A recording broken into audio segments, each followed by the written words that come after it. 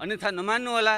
मैले मिडियामा सुनेको छु हाम्रो शिक्षा मन्त्रीले खुलेको भोलिपल्टै परीक्षा हुन्छ भनेर आतङ्कित जस्तो बनाइराख्नु भएको छ। सुकै भए पनि अहिले मूर्ख पनि ठान्नुहोस्, हिजो अहिले जनयुद्ध गरेर आएको हुनाले त्यो अलिकति पनि परेर होला, मरिन्छ जाउँ भनेर म गएकै।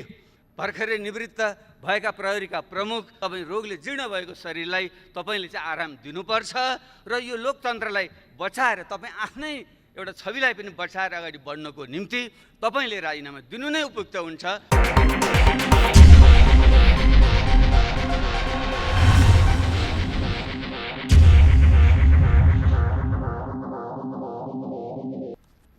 सम्मानीय सभामुख महोदय,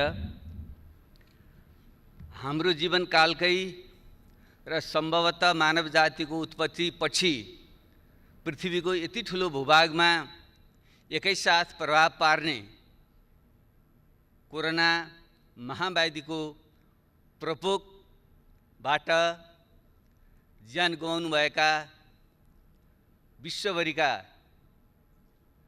2,70,000 भन्दा बढी मानिसहरू र तीमध्ये विदेशमा हुने 80 भन्दा बढी नेपालीहरू सबैप्रति म हार्दिक श्रद्धाञ्जली व्यक्त गर्न चाहन्छु र यो महाव्याधिको क्रममा अग्रपङ्क्तिमा रहेर आफ्नो भूमिका निर्वाह गर्नुहुने स्वास्थ्यकर्मीहरू, सुरक्षाकर्मीहरू, सञ्चारकर्मीहरू, सफाईकर्मीहरू र खाद्यान्न लगायतका अत्यावश्यक वस्तु आपूर्ति गर्न अहोरात खट्ने सम्पूर्ण व्यक्तिहरूप्रति म हार्दिक सम्मान व्यक्त गर्न चाहन्छु, धन्यवाद भन्न चाहन्छु र यो नेपालमा पनि 45 दिनभन्दा बढी समयसम्म धैर्यतापूर्वक लकडाउन पालना गर्नुहुने सम्पूर्ण आदरणीय जनसमुदायहरूप्रति म सम्मान व्यक्त गर्न चाहन्छु। सम्मानीय सभामुख महोदय, यति बेला हामी अत्यन्त संवेदनशील क्षणमा छौँ। मानव जातिको अथवा कुनै पनि प्राणीको निम्ति आफ्नो प्राणभन्दा प्यारो चिज केही पनि हुँदैन। त्यसैले यो महामारीबाट हामीले आफ्नो जीवनको रक्षा कसरी गर्ने भन्ने प्रश्न नै यति बेला सबभन्दा महत्त्वपूर्ण प्रश्न हो। संयोगले भनौँ अथवा वातावरणीय अथवा प्रतिजन्य कारणले भन्यौँ, अहिलेसम्म हामीले नेपालमा त्यति धेरै ज्यान गुमाउनु परिरहेको अवस्था छैन। फेरि पनि यो कोरोनाबारे अझै वैज्ञानिक निष्कर्ष ननिस्किसकेको अवस्थामा यो कहिलेसम्म रहन्छ, यसले कति क्षति गर्छ भन्ने कुनै ठोस निष्कर्ष छैन। कतिपय विज्ञहरूका भनाइअनुसार यो केही तल झरे जस्तो हुन्छ र फेरि यो माथि आउँछ र फेरि झर्छ। यो क्रमले चाहिँ झन्डै 1.5-2 वर्ष पनि जान सक्छ भनिँदैछ। र नेपालकै सन्दर्भमा भनियो भने अहिले हामीसँग थोरै मात्रै सङ्क्रमितको सङ्ख्या देखिए पनि परीक्षणको सङ्ख्या हाम्रो अत्यन्त नगण्य छ। जबकि विश्वका थुप्रै देशहरूमा प्रति 10 लाख 30, 40, 50 हजारसम्मको परीक्षण गरिएको छ भने हिजोको तथ्याङ्कसम्म नेपालमा चाहिँ हामीले प्रति 10 लाख जम्मा 534 जनाको PCR विधिबाट परीक्षण गरेका छौँ, किनकि त्यो नै बढी भरपर्दो मानिएको छ। सुदूरपश्चिम प्रदेश जहाँ 1 लाखभन्दा बढी विदेशमा श्रम गरे नेपालीहरू आएको तथ्याङ्क छ, त्यहाँ आज मात्रै समाचार आएको छ त्यो परीक्षण किटको अभावमा त्यही पनि त्यो रोकिएको छ। त्यसैले हामी ढुक्क भएर बस्न सक्ने अवस्था छैन। कतिपय विज्ञहरूले भनेका छन् हामीले ठिक ढङ्गले परीक्षण गर्न नसकेको कारणले गर्दा यो सङ्क्रमितहरूको सङ्ख्या लुकेको पनि हुनसक्छ। त्यसो भएको हुनाले हामीले प्रोक्सी टेस्टको तरिकाले पनि हामीले अनुमान गर्नुपर्छ। अर्थात् प्रति महिना सम्बन्धित क्षेत्रमा मृत्युदर के थियो अथवा नेपालमा के थियो भन्नेको आधारमा पनि यो बिचमा बढ्यो कि घट्यो भन्ने तरिकाले पनि त्यसलाई पत्ता लगाउन अथवा अनुमान गर्न सकिँदो रहेछ। उदाहरणको निम्ति हालसालै इरान र टर्कीमा थोरै सङ्ख्या देखियो, उनीहरू ढुक्क भएर बसे, तर पछि वारवार ती थाहै नपाइकन धेरै मान्छेहरूको त्यहाँ मृत्यु भयो। पछि बुझ्दा तिनीहरू कोरोनाबाट तिनीहरूको मृत्यु भएको रहेछ। त्यसैले अरू तरिकाबाट पनि हामीले गर्नुपर्दछ र सरकार ढुक्क भएर बस्नु चाहिँ हुँदैन। तपाईँ हामी कोही पनि ढुक्क भएर बस्नु हुँदैन। र दुःखको कुरा यो गत मङ्सिरदेखि यो आउँदैछ भन्ने हामीले थाहा हुँदाहुँदै पनि हाम्रो तयारी कति कमजोर रहेछ त्यो हामी सबैले देख्यौँ। अहिले यति बेला आरोप प्रत्यारोप गर्नु शोभनीय हुँदैन, त्यो चाहना पनि छैन। तर यथार्थ तथ्यबारे चाहिँ हामी फेरि अवगत हुनैपर्छ। हामीले आफैले ढाँटेर बस्यौँ भने फेरि ठुलो क्षति हुने खतरा पनि रहन्छ। हामीले जुन सामान्य स्वास्थ्यका उपकरणहरू, सुरक्षा उपकरणहरू, अस्पताल लगायतको व्यवस्थापन जुन ढङ्गले हामीले गर्नुपर्थ्यो त्यो पुगेको रहेनछ भन्ने त हामीले देख्यौँ। त्यसैले त्यतापट्टि हामी गम्भीर बन्नै पर्छ। अब सरकारको तर्फबाट बोल्नु पर्दा त हामी सबै ठिक गऱ्यौँ, सब ठिकठाक छ भन्नै पर्छ औपचारिकताको निम्ति। तर हामीले आफ्नो ब्रह्मलाई सोध्यौँ भने ठिकठाक छैन। एउटा लकडाउन हामीले गर्नै पर्थ्यो सोसियल डिस्टेन्स मेन्टेन गर्नुको निम्ति, विश्वव्यापी मान्यता थियो, हामीले पनि गऱ्यौँ। तर हामी कसरी गरिरहेका छौँ? किनकि हामीसँग खुला सिमाना छ, 60 लाखभन्दा बढी नेपालीहरू विदेशमा छन्। त्यसो भएको हुनाले अरूले जे गर्छन् हामीले पनि त्यही गर्नुपर्ने हाम्रो बाध्यता छ। एउटा लकडाउन हामीले गरेका छौँ। अर्को हाम्रो सरकारले गरेको छ, हाम्रा विदेशका नागरिकहरूलाई भित्र नआऊ भने तिनलाई रोकेको छ, त्यो काम गरेको छ। त्योदेखि बाहेक अरू त्यति सन्तोषजनक ढङ्गले चित्त बुझाउने ठाउँ छैन। यसबारे चाहिँ सरकारको ध्यान पुग्नेछ भन्ने म विश्वास दिलाउन चाहन्छु। अब केही धेरै विस्तारमा नगइकन म अलिकति यही विषयमा कहाँ मात्रै ध्यानाकर्षण गर्न चाहन्छु भने एउटा हामी गम्भीर बन्नै पर्ने विषय, हाम्रा जुन विदेशमा श्रम गर्न बाध्यतावश श्रम गर्न गएका नागरिकहरूको ठुलो सङ्ख्या छ, उनीहरूको अत्यन्त विचलितको अवस्था छ। म सोसियल मिडियामा पनि सक्रिय हुन्छु।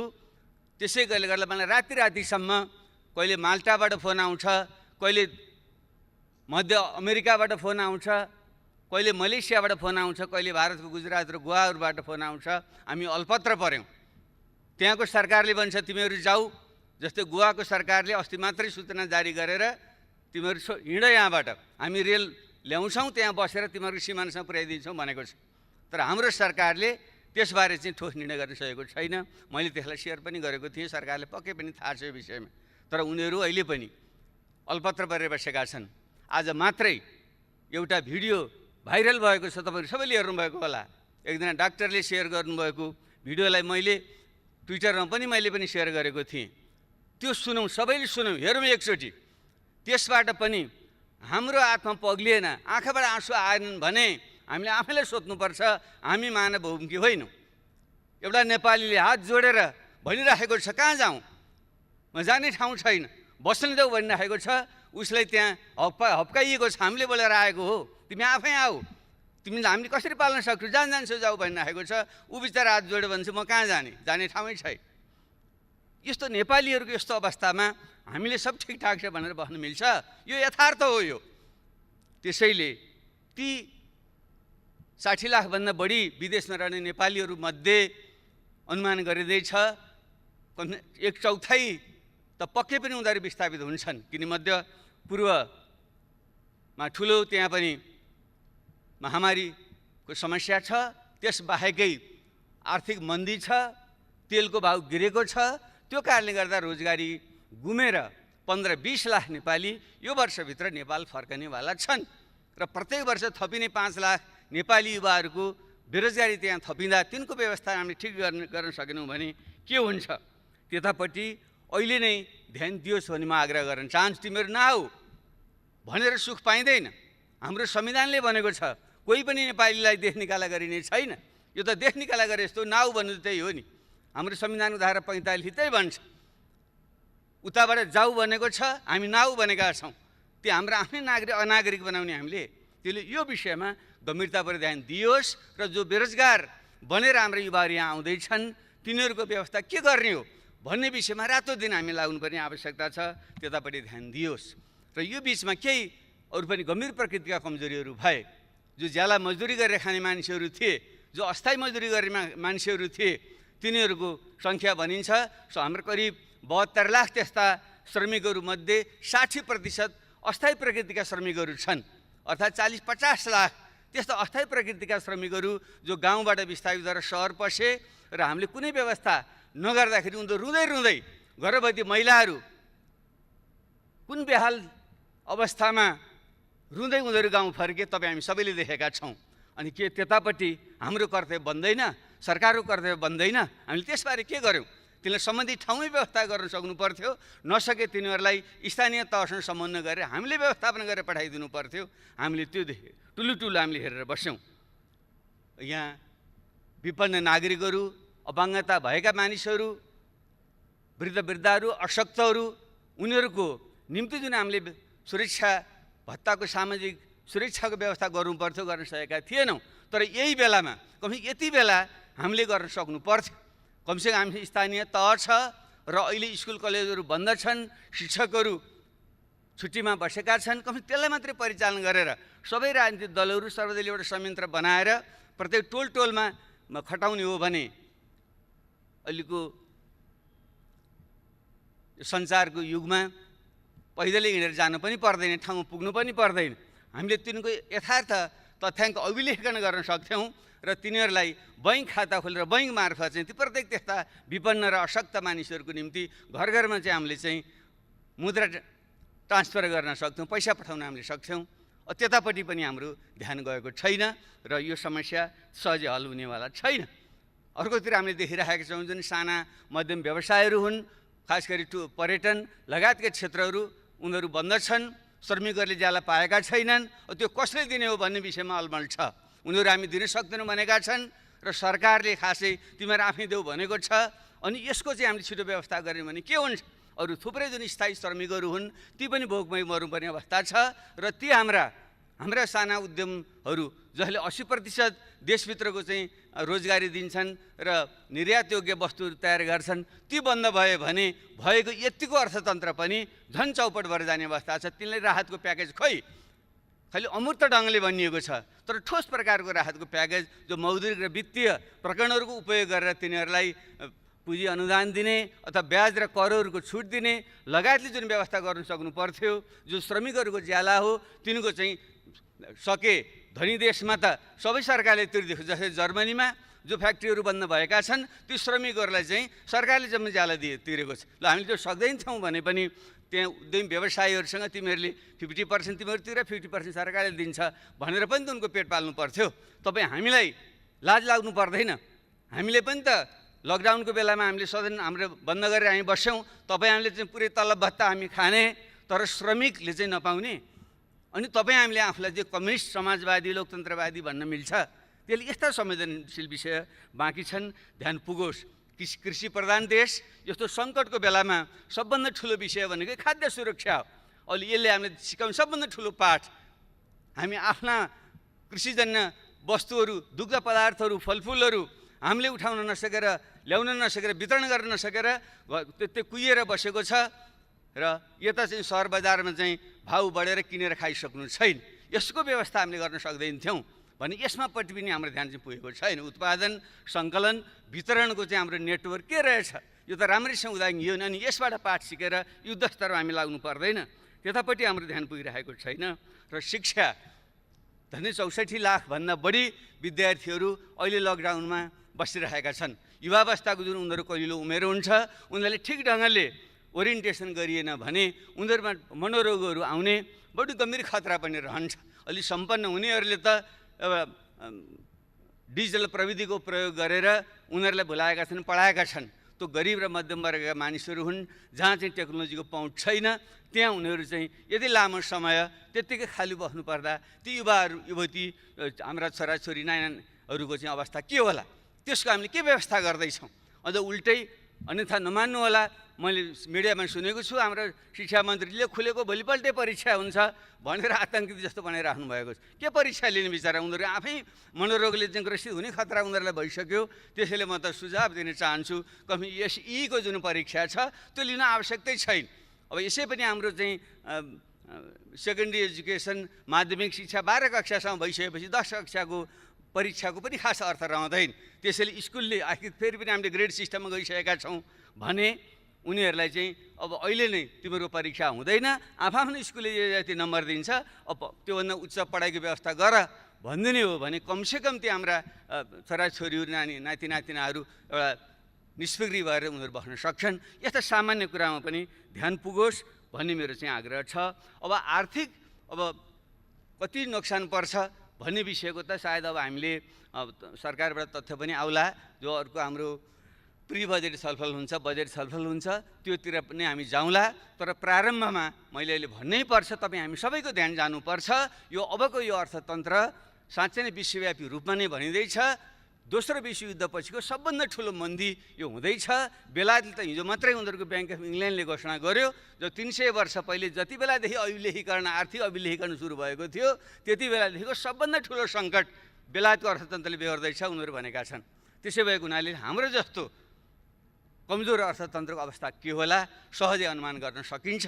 र 2 खर्बदेखि 5 खर्बसम्म हाम्रो अर्थतन्त्रमा नोक्सान हुन्छ भन्ने चाहिँ अनुमान छ भने त्यसको निम्ति हामी तयारी हामी कसरी गर्छौँ र मुख्य रूपमा त्यो 20-25 लाख जो युवाहरू बेरोजगार युवा थपिन्छन् तिनको व्यवस्था कसरी गर्छौँ, खाद्य जुन अभाव हुँदैछ त्यसको निम्ति कृषिलाई कसरी पुनर्जागरण गर्छौँ, स्वास्थ्य सम्बन्धी हाम्रो कमी हामीले देखिसकेका छौँ। त्यसैले यो रोजगारी केन्द्रित भएर, कृषि केन्द्रित भएर, शिक्षा र स्वास्थ्य केन्द्रित भएर हाम्रो चाहिँ यो वर्ष चाहिँ हामीले नीति कार्यक्रम र योजना बजेट ल्याउनुपर्छ।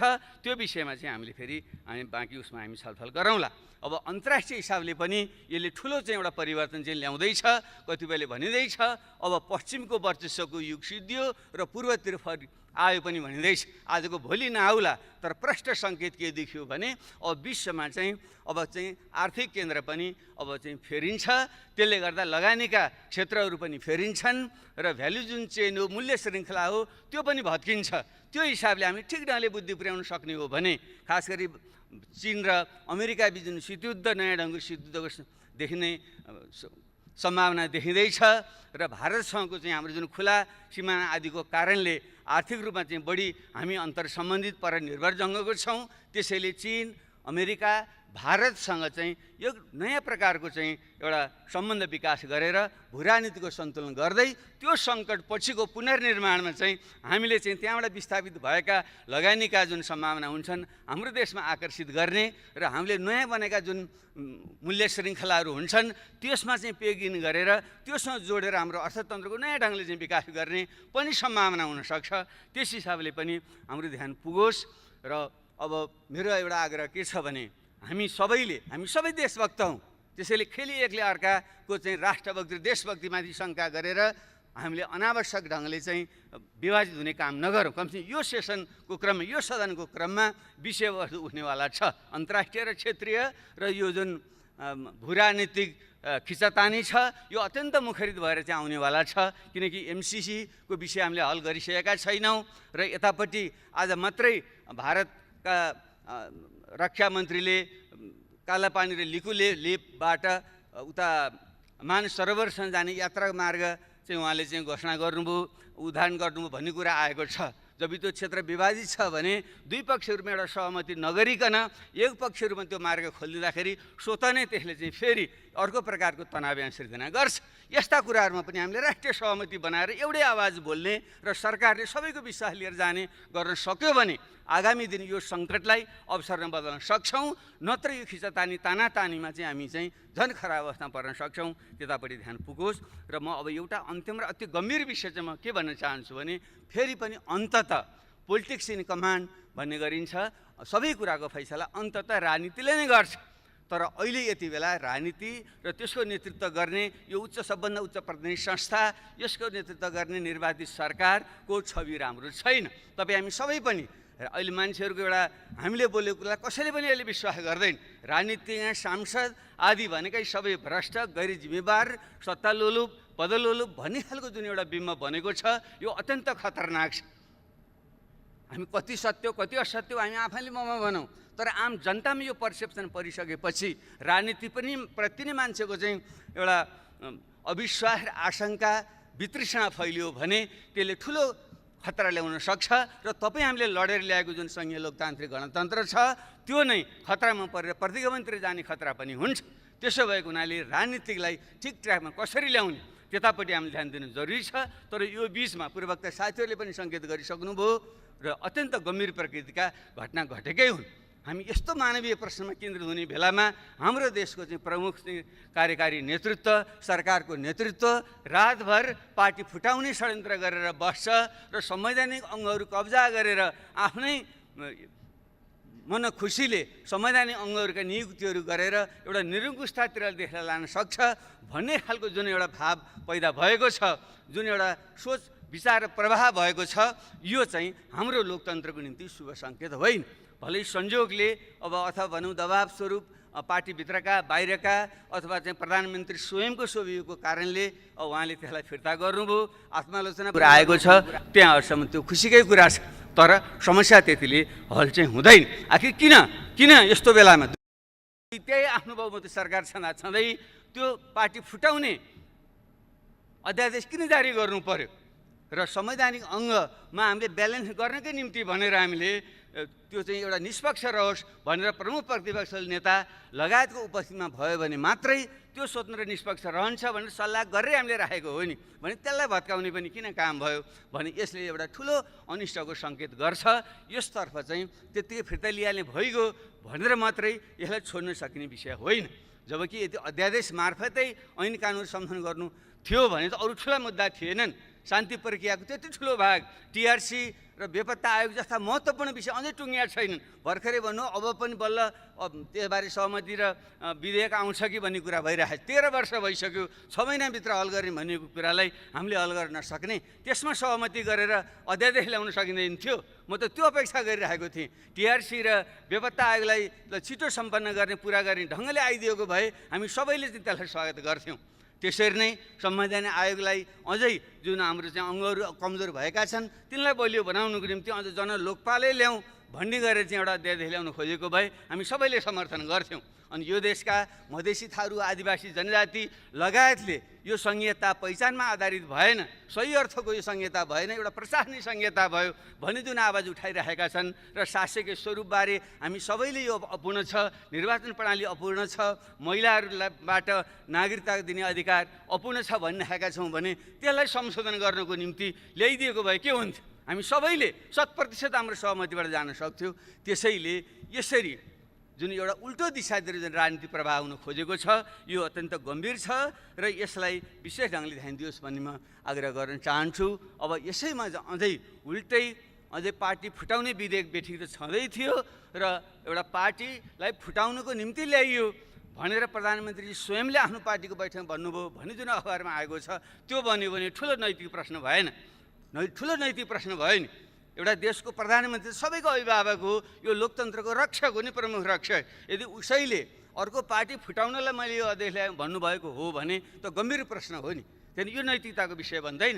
र पछि जो सांसदको कुरा आयो, ल ठिक छ कति स्वेच्छाले आउनुभयो होला, कति आउनु बेलै पाटो, तर एउटा कमन सेन्सले पनि भन्छ नि लकडाउनको बेलामा यहाँदेखि महोत्तरी अथवा चाहिँ सर्लाही लगायत थुप्रै जिल्लाहरूमा चाहिँ धनुषा लगायतका जिल्लाहरूमा चाहिँ पुगेर सांसदहरूलाई चाहिँ यहाँ ल्याउनु किन पर्यो रातारात? भर्खरै निवृत्त भएका प्रहरीका प्रमुख, सरकारको अत्यन्त निकट मान्नुभएका व्यक्तित्वहरू उहाँ किन जानुभयो होला? न उहाँको कुनै नातागोता छ, न कुनै बिहाबारी छ, न मर्नु पर्नु छ, त्यो किन जानुभयो होला उहाँ? ल राति किन ल्याउनु भयो होला? यो कमन सेन्सको कुरा होइन। अब यसैलाई पनि ढाकछोपरे होइन भन्न मिल्छ? ल त्यसैले हामीले भन्यौँ यो बदलाको भावनाले भने होइन, तर कानुनी प्रक्रियाबाट यसलाई हल होस्, लोकतन्त्र रक्षा होस्, विधिको शासन होस् भनेर म आफै स्वयं पूर्व प्रधानमन्त्री धेरै साथीले पनि तपाईँ किन यस्तो हल्का भएको, किन गएको त्यो प्रहरीमा मुद्दा लिनु भनिरहनु भएको साथीहरूले, किन म सुरक्षाको निम्तिमा गइरहेको थिएँ, साथीहरू डराइरहनु भएको थियो। ल त्यसरी म त जेसुकै भए पनि अहिले मूर्ख पनि ठान्नुहोस्, हिजो अहिले जनयुद्ध गरेर आएको हुनाले त्यो अलिकति पनि परेर होला, मरिन्छ जाउँ भनेर म गएकै हो। तर त्यहाँ त्यो त कुनै पनि ढङ्गले एउटा जाहेरी पनि नलिने भन्ने हुन्छ। पूर्व प्रधानमन्त्री, पूर्व प्रधानमन्त्री र 1 दर्जन मन्त्री र सांसदहरू भएर जाँदाखेरि पनि प्रहरीले जाहेरी लिँदैन। किन लिनुहुन्न भन्दा लिन्न मात्रै भन्नुहुन्छ बिचरा, उहाँ आतङ्कित हुनुहुन्छ। किन लिनुहुन्न भने म लिन्न, किन लिनु 3 चोटिसम्म म लिन्न भन्नुहुन्छ उहाँले। अनि के गर्नु पर्यो त भने त्यो त ऐनमै लेखाएको छ नि, त्यहाँ यसपछि हामीले नलिएपछि कहाँ जानुपर्ने त्यहीँ जानुहोस् अरे भने यसरी चाहिँ आतङ्कित बनाएर संस्थाहरू सबै भत्काएर अनि देश बन्छ, लोकतन्त्र बलियो बन्छ। अब योभन्दा अझ गम्भीर कुरा के भयो भने अनि त्यसपछि के गर्ने? उल्टा हामीमाथि नै जो पीडित छ तिनीमाथि नै मुद्दा लगाइदिने र अनि विभिन्न ढङ्गले परोक्ष प्रत्यक्ष ढङ्गले पहल गर्ने। अब फच्चे गरौँ, तपाईँले फिर्ता लिनुहोस्, म पनि तपाईँ विरुद्ध फिर्ता लिन्छु। यही हो लोकतन्त्र। यो त गाउँमा उहिले हामी सुन्थ्यौँ नि, गाउँमा त्यस्तै खालको फटा खालका मानिसहरूले जो पीडित छ अनि त्यसैलाई मुद्दा लगाइदिने अनि त्यसपछि चाहिँ वाक्क दिक्क भएर अनि चाहिँ लो तेरो मुद्दा फिर्ता लिएँ भन्ने अनि आफ्नो उत्पीडन कायम राख्ने भने यही हो हाम्रो लोकतन्त्र, यही हो हाम्रो समाजवाद। त्यसैले सम्मानीय सभा महोदय, विषय अत्यन्त गम्भीर छ। म यसमा फेरि बढी म यो तिक्तता नहोस् भन्ने पनि म चाहन्छु, किनकि हामी सबै यो व्यवस्था फेल हुँदा हामी सबै फेल हुन्छौँ, लोकतन्त्र खतम हुँदा हामी सबै खतम हुन्छौँ र हाम्रो जीवनभरिको जुन यत्रो त्याग र बलिदान छ त्यो खेर जान्छ। त्यसैले हामीले आरोप प्रत्यारोपभन्दा पनि आत्मसमीक्षा गरौँ। म सम्मानीय प्रधानमन्त्रीज्यूलाई आग्रह गर्न चाहन्छु, उहाँले यदि साँच्चै नै आत्मनिरीक्षण र आत्मालोचनाको प्रक्रिया सुरु गर्नुभएको हो भने उहाँले यो गम्भीर जुन गल्ती कमजोरी र एक हदसम्म उहाँको समलता अथवा उहाँको निकटताको समलतामा गम्भीर लोकतन्त्र विरोधी गतिविधि चाहिँ हरकत भएको छ, कानुन विरोधी गतिविधि भएको छ, त्यसको चाहिँ एउटा तार्किक निष्कर्षमा पुर्याउनै पर्छ र त्यसलाई कुनै पनि प्रकारले संरक्षण चाहिँ दिनु चाहिँ हुँदैन र कानुनी तरिकाले त हारजित गर्न पनि सकिन्छ। आश र त्रास देखाएर संस्थाहरूलाई प्रभावमा पारेर यताको कुरा उता पनि पार्न सकिन्छ, तर राजनीतिमा नैतिकता भन्ने कुरो धेरै ठुलो कुरो हुन्छ। त्यसले सामान्य प्रधानमन्त्रीज्यूको जुन खालको उचाइ उहाँले प्राप्त गर्नुभएको छ, उहाँसँग मेरो चाहिँ विनम्र आग्रह छ, हामीले सत्तामा कति समय बस्यौँ भन्ने आधारमा मान्छेले मूल्याङ्कन गर्दैन। यो देशमा धेरै 38 जना प्रधानमन्त्री भइसके कसो सम्झना गर्छ मान्छेले? बिपी कोइराला 1 जनाको मान्छेले सम्झना गर्छ, अरू धेरैको त नाम पनि आउँदैन। म पनि प्रधानमन्त्री भइटो बोलेको मान्छे, मलाई थाहा छैन कति बेलासम्म मान्छेले सम्झन्छन्। त्यसले कुर्सीमा बस्दैमा पद ठुलो होइन, मान्छेले के सत्कर्म गर्यो त्यसको आधार। महात्मा गान्धी कहिले कुर्सीमा बसेनन्, उनलाई सम्झन्छन् मान्छेहरूले। जयप्रकाश नारायण कहिले बसेनन्, उनलाई सम्झन्छन् मान्छेले। हाम्रै देशमा इतिहासमा गौतम बुद्ध युवराज थिए, गद्दीमा बसेर रजाइ गर्न सक्थे, छोडेर गए, गद्दी छोडेर गए, उनी महान भए। तर उनका बाउको नाम सोध्यौँ भने उनका बाउ राजा थिए, उनको नाम कसैले पनि सम्झँदैन। त्यसैले कुर्सीमा बसेर सत्ताको प्रयोग गरेर महान भइँदैन। त्यसैले नैतिक आचरण ठुलो हुन्छ। यस निम्ति मेरो सम्मानीय प्रधानमन्त्रीसँग आग्रह छ, तपाईँ जुन उचाइमा पुग्नुभएको छ त्यहीँ रहनुहोस् र तपाईँले अनावश्यक ढङ्गले यस्ता प्रकारको गतिमा संलग्न हुँदा तपाईँले आफैमाथि पनि अन्याय भएको छ। तपाईँ रोगले जीर्ण भएको शरीरलाई तपाईँले चाहिँ आराम दिनुपर्छ र यो लोकतन्त्रलाई बचाएर तपाईँ आफ्नै एउटा छविलाई पनि बचाएर अगाडि बढ्नको निम्ति तपाईँले राजीनामा दिनु नै उपयुक्त हुन्छ। त्यो नै एउटा उचित निकास हुन्छ र त्यसले नै समाजलाई, देशलाई अगाडि बढाउन सक्छ र तपाईँको उचाइ पनि कायम रहन्छ, लोकतन्त्र सुनिश्चित हुन्छ र देशले नयाँ दिशा पक्रिन चाहिँ सक्छ। मेरो उहाँसँग विनम्र आग्रह छ, प्रश्न उठ्छ, उहाँपछि विकल्प के हुन्छ भन्ने छ। यो मेरो निजी विचार हो, मेरो एउटा निजी विचार हो। हामी पूर्व प्रधानमन्त्रीहरू सबैले हामीले कुनै पनि प्रकारको इच्छा आकाङ्क्षा नराखौँ, हामी दावेदार नबनौँ, हामीले चाहिँ दिशानिर्देश गरौँ, सहयोगको भावना गरौँ। राजनीतिबाट अलग हिँड्ने सन्यास लिने भने होइन, राजनीति महत्त्वपूर्ण विषय हो। देशको सम्पूर्ण समाजको त्यसलाई नेतृत्व गर्ने भनेको राजनीतिले हो। त्यसले राजनीतिबाट सन्यास लिएर सुख पाइँदैन। यसमा त असल मान्छेहरू, सक्षम मान्छे ल्याउनुपर्छ। तर हामी 60-65 उमेर नाइसकेका मान्छेहरूले लोभ नगरेर अब प्रत्यक्ष कार्यकारी भूमिकामा हामी नरहने अथवा प्रधानमन्त्रीको दावेदार हामी नबन्ने र हामीले अरूलाई सघाउने, नयाँ पुस्तालाई अगाडि ल्याउने, पुस्तान्तरण गर्ने दिशातिर हामी गयौँ भने देशले निकास पाउँछ, राजनीतिक निकास पाउँछ, लोकतन्त्र सुनिश्चित हुन्छ। मलाई यही बाटो नै उपयुक्त लाग्छ र यस सन्दर्भमा पूर्ववक्ता साईले थोरै सङ्केत गर्नुभयो। अब हामीले हिमाल, पहाड, तराई, मधेसलाई जोडेर देशको राष्ट्रिय एकता सुदृढ गर्दै देशलाई सुशासन समृद्धिको दिशामा लिएर जाने हो भने एउटा बहुदलीय लोकतन्त्रभित्र प्रतिस्पर्धाको सँगसँगै न्यूनतम कुराहरूमा चाहिँ राष्ट्रिय सहमति गर्ने ढङ्गले एउटा बिपी कोइरालाले पनि हुन त कुन परिवेशमा भन्नुभयो, राजासँगै मेलमिलाप त उपयुक्त मलाई लाग्दैन, तैपनि हामी एउटा राष्ट्रिय विषयमा एक हौँ भन्ने जुन उहाँले कुरा राख्नुभएको थियो।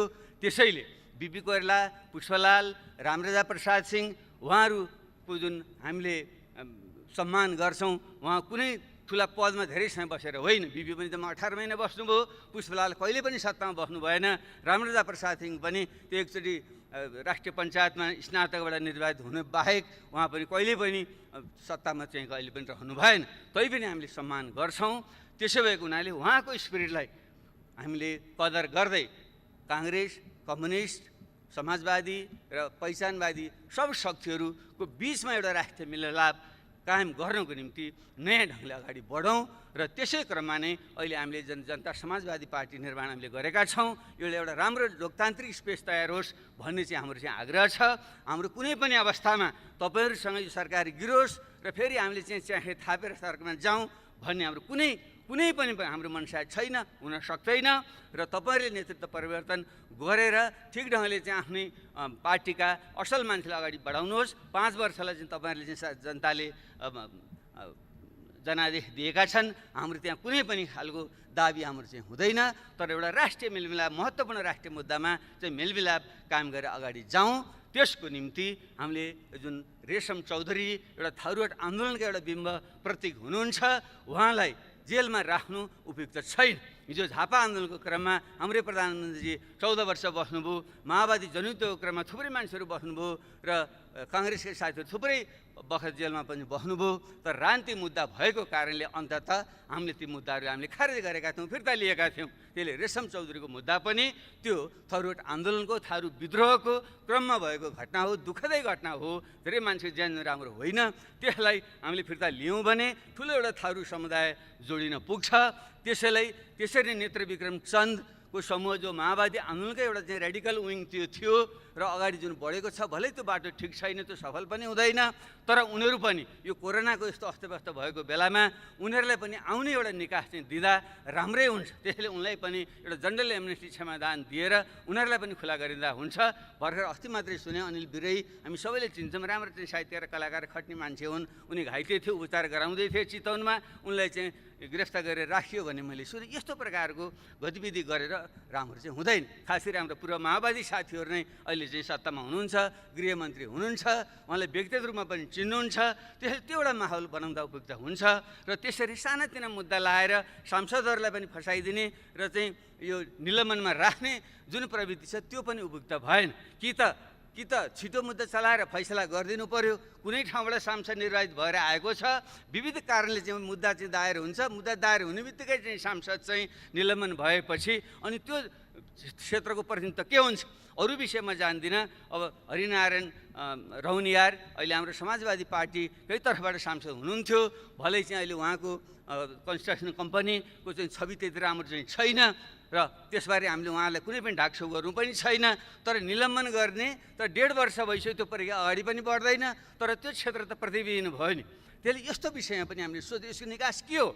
यो विषयमा पनि यसको अर्थ चाहिँ दण्डहीनतालाई प्रोत्साहन दिन भन्न खोजेको होइन, तर जनप्रतिनिधिलाई चाहिँ तपाईँले एउटा निष्कर्ष नपुर्याइकन निलम्बन गरेर राखिदिनु भयो भने त्यसको मार त जनतालाई पर्ने भयो नि, त्यो क्षेत्रका जनतालाई। यसको निकास खोज्नेतिर पनि हामी जाउँ। यी ढङ्गले चाहिँ हामीले सोध्न सक्यौँ भने हामीले यो सदन जुन हाम्रो छ बजेट अधिवेशन पनि हामीले भन्छौँ, यस क्रममा चाहिँ गहन ढङ्गले छलफल गरेर अगाडि जान सक्दा देशले चाहिँ निकास पाउँछ।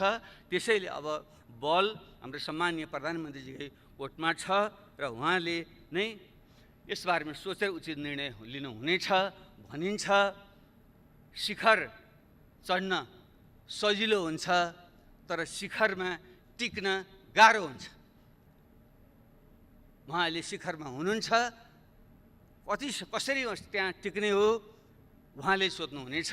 हामीले त सुझाव दिने हो, किनकि घोडालाई खोलासम्म लान सकिन्छ, पानी पियाउन सकिँदैन। विज्ञ सुखी अधिकम। धन्यवाद।